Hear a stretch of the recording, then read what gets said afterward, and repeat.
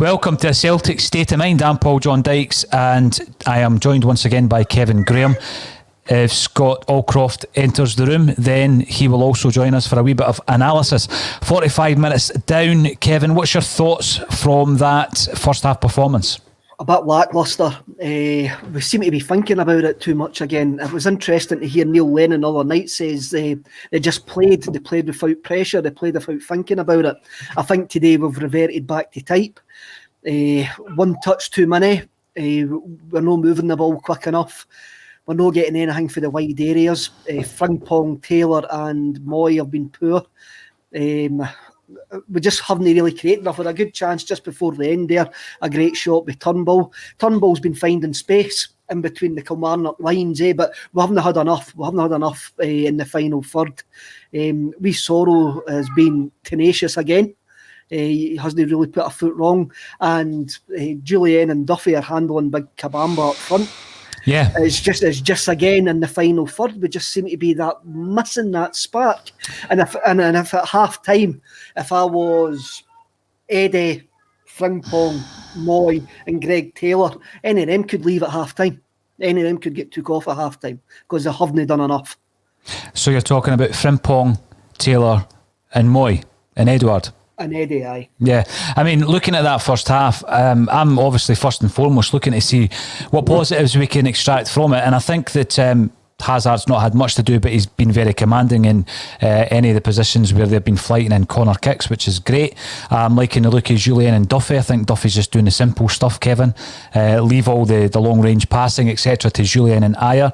I think Ayer has looked very accomplished again on the right hand side, but he's been let down a fair bit by Frimpong, who has been nowhere in the game, unfortunately, because I think what you've seen from Ayer is quite a few occasions he's really needed somebody to back him up.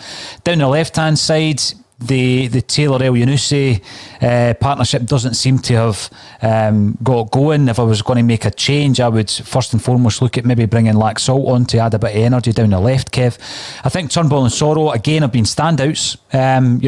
Just about everything that I've wrote down here in terms of positivity, it's been Sorrow breaking up play or Turnbull creating something up the other end, and of course he did try that shot just before half time. His corner kicks, I mean, let's talk about that for a kick-off. We can win up to 10 corner kicks in a game, Kevin. Up till Turnbull's introduction the other night, they've been largely disappointing, mainly from the toe of Ryan Christie. But when you've got Ayer, Julian and Duffy up there for a corner, because I noticed that all three of them are going up for the corners, with Sorrow and Frimpong being left at the back with a bit of pace, obviously. And Turnbull's corners then become a goal-scoring threat because you've got Ayer, Duffy and Julian in the middle. So I think that's going to be a part in the second half that we need to hopefully get some kind of positive from. What I've been disappointed in also, as well as the play down the left and Frimpong down the right, is Odsonne Edouard. I mean, things are breaking down when it comes to Eddie. There was one moment in the first half where his quick feet won him a free kick. I don't actually think it was a free kick when I watch it back, and I think Power is, he's a persistent fouler at the best of times, but I don't think it was a foul on that occasion.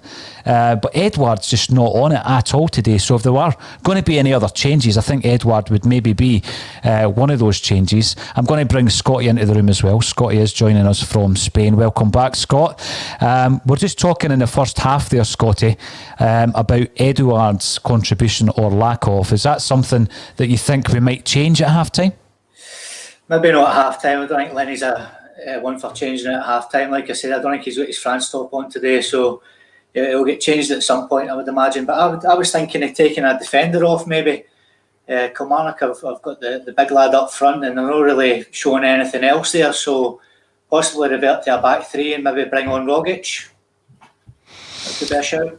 Well, I'm looking at, it's good to see Julien back commanding as ever.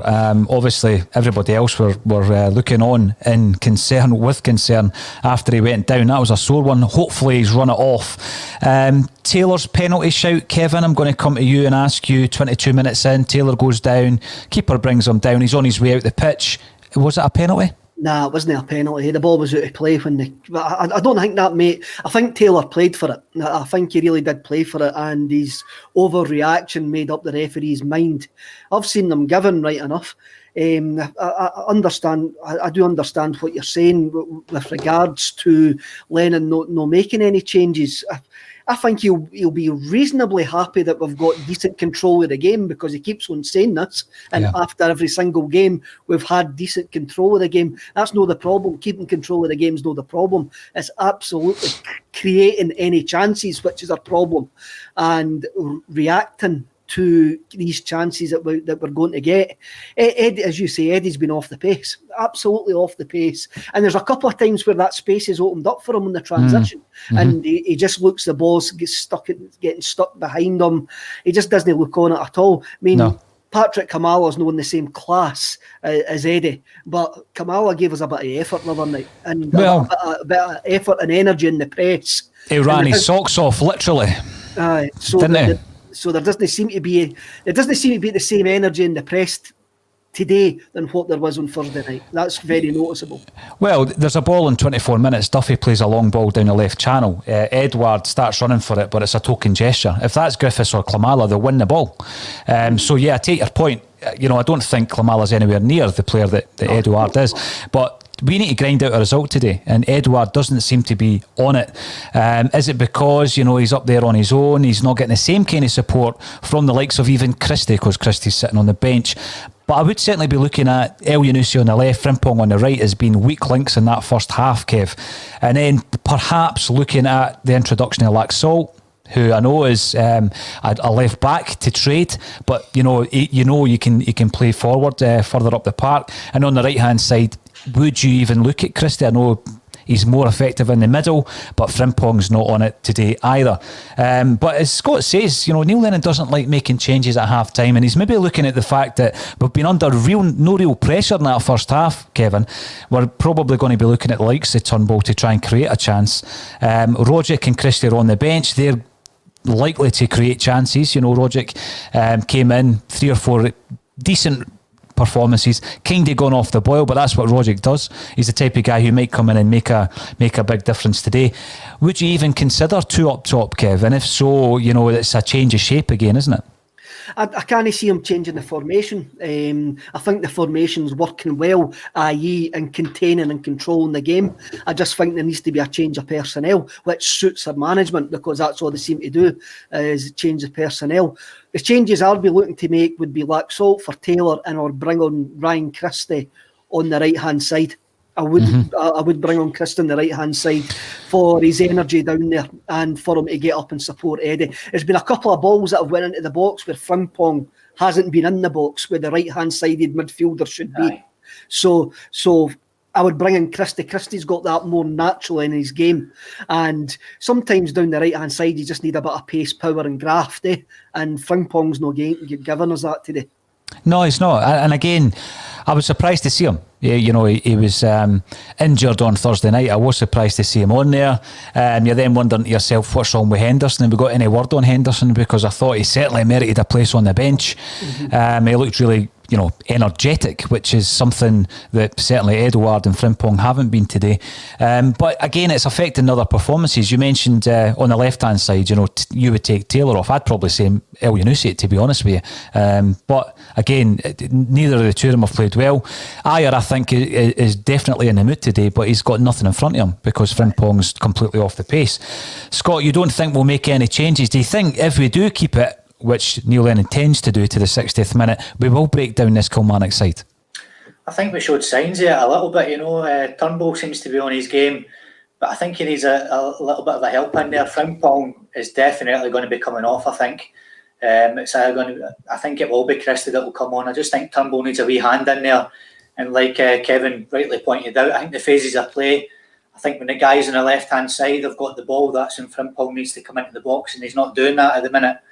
So I think he'll be the first casualty in the second half. I mean, Ayer and Julien have been good, yeah, absolutely. I would take that as a positive. Just going through some of the comments coming in. Another one coming in, and I don't want to focus too much on this one, Kevin, but I think it's a good enough point from Bromsgrove Boy. Welcome back to the show. Lack of protection from the referee is atrocious. One thing I did notice was going back to the game at Tannadice earlier in the season, Kevin, where we won 1-0 and every single free kick that we had, the wall was about 7 or 8 yards from the ball. It's happened again today, different referee, same rules apply by the looks of it. Aye, that Eddie's free kick, that wall was never 10 yards, and you have to have a look at there was a point in that first half, 3 guys had a kick at Frimpong, and the referee eventually waved advantage when there was no advantage. You look at Alan Power's tackle on Sorrow, that was a shocking challenge. That was an assault. But again, that's a bit of retribution because Sorrow had actually done a Kilmarnock boy 10 seconds just before that off the ball, But Sorrow seemed to laugh that off. He seems to enjoy that side of the game. But your ball players do need protection. Look, what's really annoying me more about the referee is he seems to be like back and blocking passing lanes. And there's been a couple of times we went to play the ball forward and he's been in the way of the ball.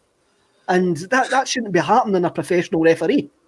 And I see it happening quite a lot in Scottish football, not just Celtic games, other games. The referees didn't know where they're meant to be. And it annoys me. Well, I'm glad you got that off your chest. Jungle Lion, welcome back to the show. Jungle Lion commenting on Twitter. Same old Celtic, one half decent game, 4 muck games. I hope that's not the case. We need a win today, absolutely no doubt about it. We're sitting currently 14 points adrift. 14 points adrift, so we need to get a win. I think it is 14, am I right?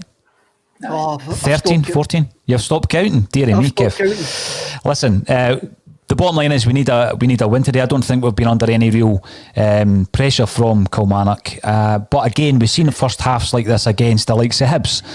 Nothing each at half time at Easter Road, Kevin. No changes were made. We looked a wee bit languid. We looked a wee bit stale. I hope that doesn't creep in again because it was all about energy on Thursday night. It would be good, although surprising, if he made a couple of changes. And I would like to see the introductions of Christian Laxalt in the second half. Who he takes off. You know, you've got 3 or 4 guys you could take off. I don't think he'll take Eddie off. But 60 minutes in, then would maybe be looking to change the shape then, Kev. Probably. I'm just worried. I'm really now got to the worried stage that we lose the first goal. The longer this goes on without a goal, the more and more we're going to try and force the issue and leave ourselves wide open. And that which has happened over this absolutely dreadful period that we're going through. So I would really want an early goal in the second half. I didn't want to be sitting at 65, 70 minutes at nothing each, because then if we get to that point, then I think it's next goal the winner. If we get to nothing each at 65, 70 minutes. Oh, well, we'll see then. I mean, last season there was a massive change when we reintroduced Lee Griffiths. Scott Allcroft, what's your thoughts? Do you think that he could re-energise Eddie? Eddie looks a wee bit... he's in one of these phases of play where he doesn't look all that interested, I'm going to be honest with you. And it saddens me to say that because he is, without doubt, naturally the most gifted player we've got. And I hate to say it, but he just looks completely disinterested at the moment. Aye, your man there, Jaffa Cakes, is spot on. I think when we played Griffiths and Eddie together as a partnership, they were brilliant together. And I don't know why in Scottish football we don't play with 2 strikers. We're the best team in Scottish football, play Griffiths and Edward up front. They must be able to find a system to accommodate the two of them. The two of them bounce off each other when they play together as well, so why not? Well, I know. We're trying to be as positive as we possibly could coming into the game without becoming hysterical after one result on Thursday night. But we're sitting at nothing each at half time. We will be back for full time. Scotty, you've got a shift to do, so we won't see yourself at full time. But it's been an absolute pleasure to have you once again on the show. And thank you once again, Kevin Graham, for joining me on A Celtic State of Mind. Come on, Celtic.